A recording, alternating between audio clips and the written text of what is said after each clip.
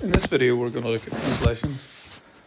When we translate a shape, it will stay the same shape and size. Its position will be changed, but it keeps the same orientation. So if we start off with a right angle triangle, we'll end up with a right angle triangle, just in a different position. A translation requires how many units to move the shape across, either right or left, and how many units to move it up or down. We use a translation vector to show this information, where the top number is the number of units across and the bottom is the number of units up and down. So it's kind of similar to a coordinate. If we had A and B, where the first number tells us the horizontal direction, so we go along the corridor A and then we go up the stairs B. So it's the same idea, only written vertically. So A tells us the distance horizontally and B tells us the distance vertically. Now it's not a fraction, it looks like a fraction, but it's not, because there's no fraction line in it. And it's not a coordinate because it's written as a column, but considering it as a coordinate can help us remember the direction of things.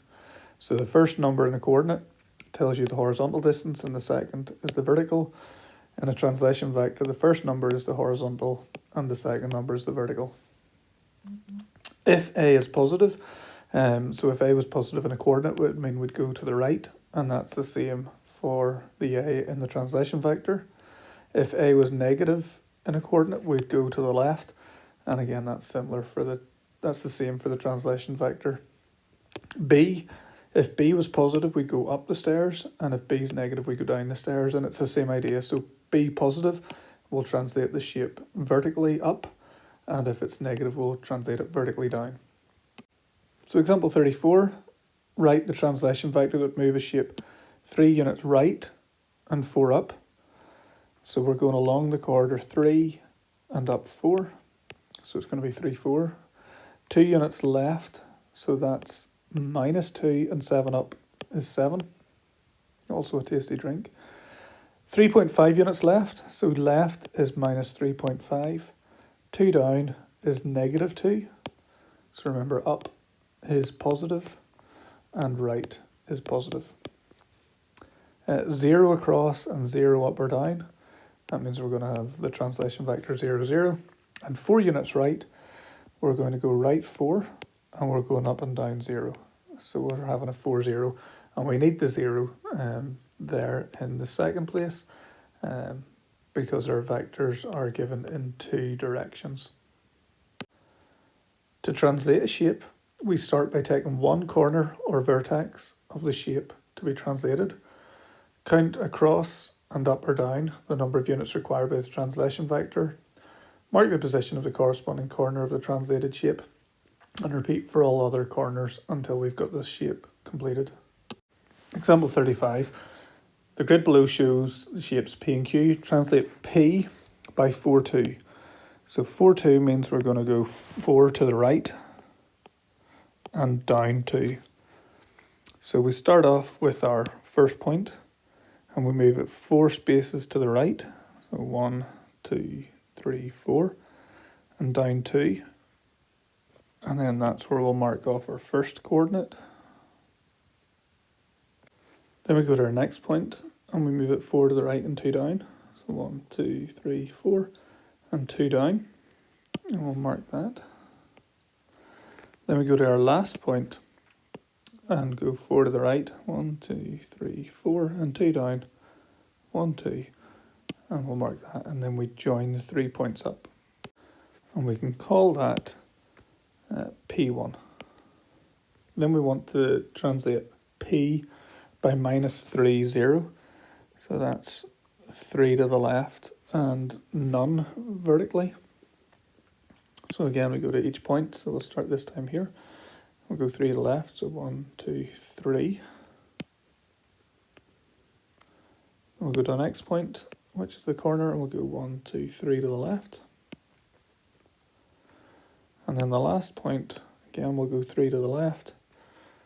And we're here, and then we'll join that up. And I'm going to call that P2.